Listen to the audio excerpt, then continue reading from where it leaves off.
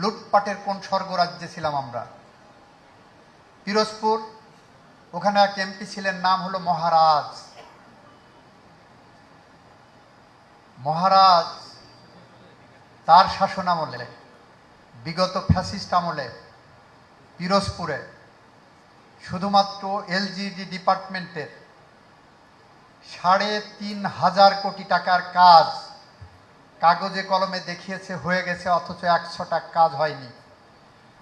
১ ইঞ্চি রাস্তা হয়নি, ১ বিন্দু বালু পড়েনি, ১০০ টাকা সিমেন্ট পড়েনি, ১ কেজি রড পড়েনি।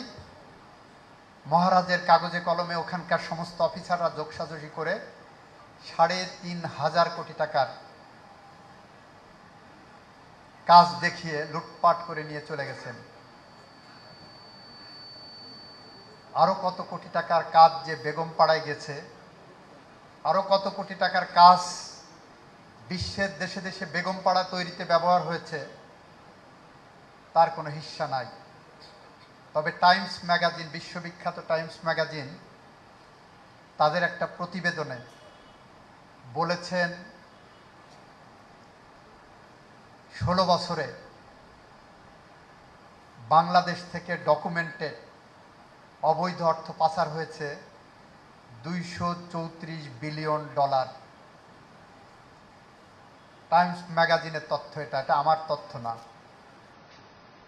ডকুমেন্টেড বিভিন্ন ব্যাংকে, বিভিন্ন দেশের ব্যাংকে বাংলাদেশি পরিচয়ে, অরিজিন পরিচয়ে যে সমস্ত টাকা পয়সা সম্পদ করা হয়েছে তার পরিমাণ হলো $২৩৪ বিলিয়ন, অর্থাৎ বছরে $১৬ বিলিয়ন। আর $১৬ বিলিয়ন মানে কত টাকা? আপনার ২-৩ বছরের বাজেটের সমান।